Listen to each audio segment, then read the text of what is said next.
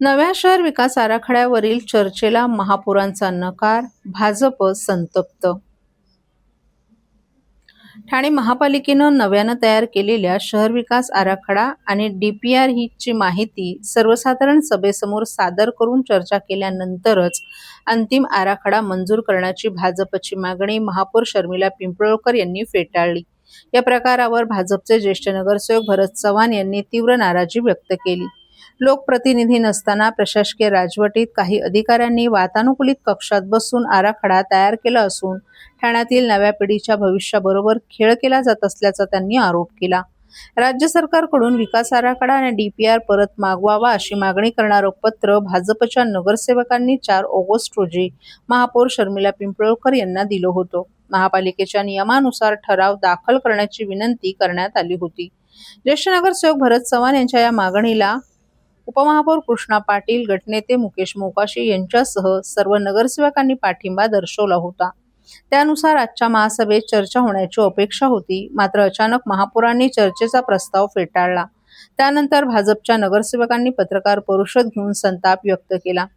या पत्रकार परिषदेला नगरसेवक सुरेश कांबळे, नगरसेविका नम्रता कोळी, अर्चना मणेरा, स्नेहा आंबरे, नंदा पाटील, आशा सिंग, कमल चौधरी, मृणाल पेंडसे, वेदिका पाटील, अनिता यादव आदीही उपस्थित होते.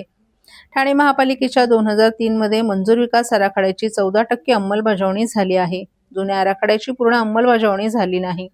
अशा परिस्थितीत लोकप्रतिनिधींची राजवट नसताना प्रशासकीय काळात 3 सप्टेंबर 2025 रोजी राज्य सरकारकडे विकास आराखडा मंजुरीसाठी पाठवण्यात आला होता.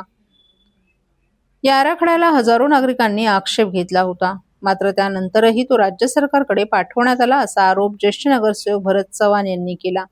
नव्या आराखड्यात उद्यानं, शाळा, मैदाने आणि नागरिकांना आवश्यक मूलभूत सुविधांचा समावेश करण्याची आवश्यकता असून शहराचा विस्तार होत असतानाच महावितरण कंपनीच्या ट्रान्सफॉर्मरसाठी जागा नाही, पार्किंगसाठी जागा उपलब्ध नाही.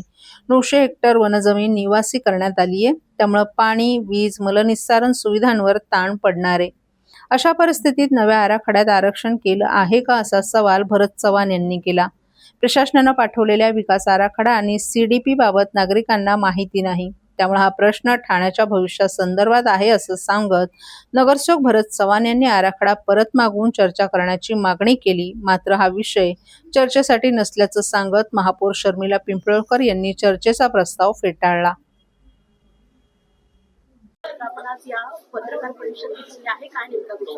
आज आमच्या 28 नगरसेवक भारतीय जनता पार्टीच्या माध्यमातून 4 तारखेला मला वाटतं आम्ही 4/8 पत्र दिलं सर्व नगरसेवकांनी की जो आपला DPR ची जी शहर विकासचा आराखडा तुम्ही जो प्रशासकीयच्या माध्यमातून 3 सप्टेंबर 2025 आपण जो पाठवला शासनाकडे तो परत मागवण्यात यावा. कारण आता सभागृह नवीन बसलेलं आहे. सर्व सभागृहातल्या नगरसेवकांना माहित पडलं पाहिजे की बाबा माझ्या इथं हॉस्पिटल कुठं आहे, माझ्या इथं गार्डन कुठं आहेत, माझ्या इथं शाळा कुठं आहेत. अशा काही गोष्टी दिसून येत नाहीये. आणि उलट आम्ही त्यांना सांगितलं की बाबा हे तुम्ही पटलावर घ्या आणि हा ठराव करून तुम्ही शासनाकडे पाठवा आणि शासनाकडे ते मागून घ्या. म्हणजे आम्ही सूचना करू शकतो ना नगरसेवक आमच्या भागामध्ये काय. आज आमच्या नगरसेवकाला कुठेतरी केल्याची टोपली दाखवली गेली. आम्ही आयुक्तांना बी दिलं पत्र, महापौराला बी दिलं, पण ते कुठेतरी ते धूळ खात पडलं असं दिसून येते. आमची मागणी हीच आहे सर्व नगरसेवकांची की आज परिस्थिती, आज 28 लाख लोकसंख्या आहे कोपरी ठाणे शहराची आपल्या, आणि आता 5 लाख म्हणजे येणार जाणारी अशी म्हणजे वाढत चाललेली आहे. आज आपण बघितलं की सर्वीकडे बघितलं पार्किंगचा अडचण आहे, गार्डन नाही. आज आमच्या कोपरी भागामध्ये बघितलं तर आमच्या इथं मैदाने नाहीये, असे बरेच हॉस्पिटल नाहीये. जिथं होतंय तिथं आरक्षण त्यांनी हटून दुसरं काहीतरी टाकले गेलेत अशी आम्हाला शंका आहे. मग ह्या सर्व गोष्टी ठाणे शहरात सर्वीकडे झालेल्या आहेत. आज भूमिपुत्र आहेत, आगरी कोळी बांधव आहेत, त्यांच्या जागा R-झोन होत्या त्या ग्रीन झोन करण्यात झाल्या. आज आपण बघितलं असं संजय गांधी जो TDRचा विषय जो मोठा गाजला तो कुठून सुरुवात झाली, ठाणे महापालिकेला सुरुवात झाली. कारण आपण ज्या टायमाला तिथं फॉरेस्ट काढून R-झोन टाकतोय, आपण त्यांच्या जाऊन जंगलामध्ये अतिक्रमण कॉन्क्रीट करतोय, मग ती जंगलातले जे प्राणी ते इकडे येणार नाही. मग अशा परिस्थिती सर्वीकडे ठाणे शहरात. म्हणजे हे कोणासाठी करत चाललंय, हे कोणाच्या बिल्डर धार्जीसाठी केलंय. आज आपण लोक उपयोगी लोकांसाठी करायला पाहिजे, हे बिल्डर धार्जीसाठी चाललंय.